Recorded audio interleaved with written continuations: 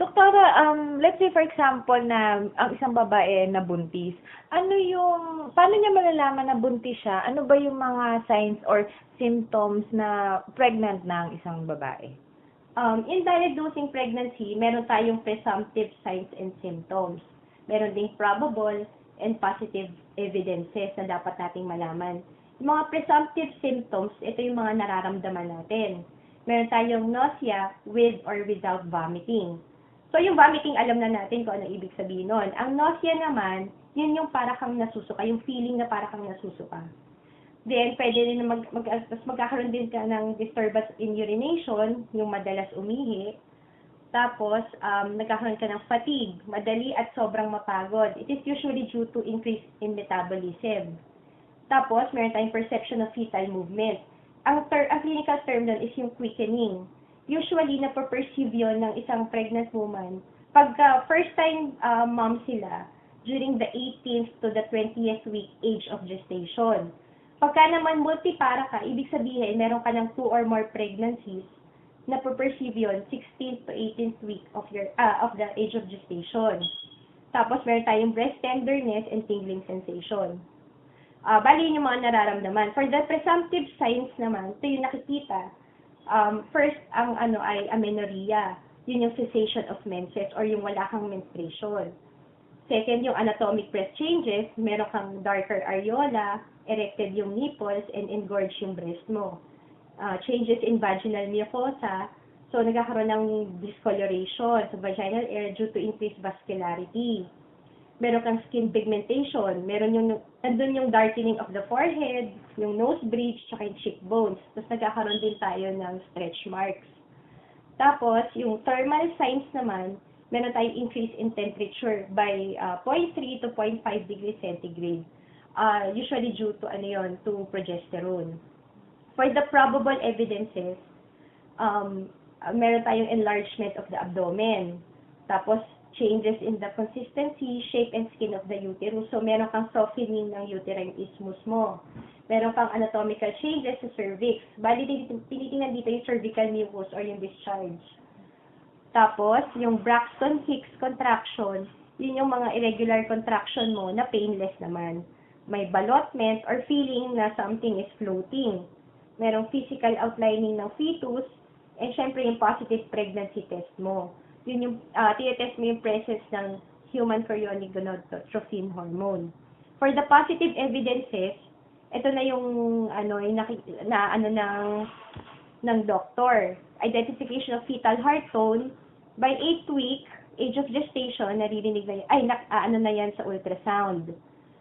By the 18th week, sa stethoscope, and 10 to 12 week naman, sa Doppler. Then, meron tayong perception of fetal movements by the examiner. Tapos, meron ding ultrasound and radiologic evidences. Doktora, may sisingit lamang po ako. Yung pag sinabi po ba nating probable evidences, ibig sabihin ba nito kailangan magpa-check up ka sa isang OB? Oo. Ito na syempre, yung katulad yan, enlargement of the abdomen. Syempre, mag-iisip ka, bakit lalaki ang tiyan ko? Diba? Syempre, iisipin mo, if ever may nangyari man, isipin mo agad, baka buntis. Pero before naman ng probable evidences, meron ka ng mga na-feel, and may mga changes ka nang nakikita na hindi normal, na sa isang, sabi natin, hindi pregnant. Okay. So, doktora, let's say for example na positive nga na pregnant yung isang babae, ano ba yung first thing na dapat niyang gawin? First and foremost, syempre mag-visit ka sa doctor, specifically an OB-GYN.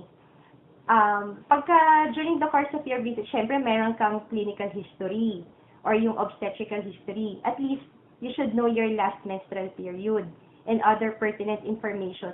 And during the course of your visit in the clinic, merong mga laboratory exams na nire-request ang doctor. As initial examination, ito, as early as possible, kailangan ipagawa na yung CBC and urinalysis, which are both routinary exams. Ng blood group, RH typing, pap smear, and Hep B screening.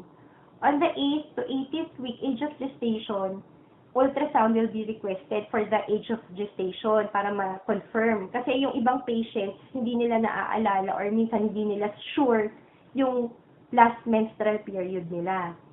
On the 26th to the 28th week age of gestation, nandun yung diabetes screening, repeat CBC, hemoglobin, and hematocrit. And during the 32 to the 36th week, nandun, ulit na ang ultrasound and pati yung CBC, hemoglobin, and hematocrit. Then, your doctor will tell you about the certain maternal adaptations kasi maraming changes na nangyayari as you go through your pregnancy. And syempre, yung proper diet, tas yung kailangan mong vitamins, and yung weight gain during pregnancy. Doktora, pag sinabi niyo po bang RH type, di ba meron tayong tinatawag na RH negative at saka RH positive? Ano po ba yung common sa mga, sa tao na RH type niya? Is it positive or negative? Sa mga Filipinos, ang usual ng RH type natin is RH positive. 15% of Filipinos are RH negative. Yun. Bali, ang sa ating mga Pilipino, mas predominant ang RH positive. Let's say, doktora, na RH, ang babae is RH positive, ang lalaki is RH negative. Ano, may magiging problem po ba doon? Actually, ang effect kasi yan, ang ano natin is RH negative lagi sa babae. Yun ang magkakaroon ng medyo hindi naman problema, pero dapat cautious tayo sa kanyang pagbubuntis kasi merong mga complications din yon, yung pag-incompatible, pati yung blood type as well as yung RH type. Okay. Doktora, what do you mean po ba by regular or may tinatawag po ba tayo na schedule of visits? Yes, meron. Meron tayong frequency of visits na change yun as the pregnancy progresses. Meron tayong every 4 weeks until 28 weeks, then every 2 weeks until 36 weeks, and weekly thereafter. Okay. So, Doktora, after hearing all this important information regarding menstruation and pregnancy, what can you advise to our listeners? First of all, as women, kailangan bigyan natin lagi ng importance ang reproductive health natin. We should be physically healthy para pagdating ng time na magbubuntis tayo, magiging healthy moms tayo, and syempre, magkakaroon tayo ng healthy babies. And for the younger generation, please always remember that being pregnant is a gift, and we should never take it for granted. And yung mga teenagers ngayon, never engage in things which you think you're not yet ready to face. Be careful and be responsible. And if ever you're pregnant, huwag kayong matakot. Magpatingin kayo sa doctor, and syempre have a regular prenatal check-up para maalagaan kayo and yung baby nyo. Alright. Doktora, we all know naman po na very known na sa mga estudyante at saka sa mga magulang regarding dun sa sex education na yun nga tinuturo sa mga students, particularly sa as early as elementary at saka high school. Ano yung opinion nyo regarding sex education? For me, as a mom, syempre I want my son and other children, especially mga teenagers, to learn more about sex education, yung mga do's and don'ts, yung mga dapat malaman and maintindihan at an early age.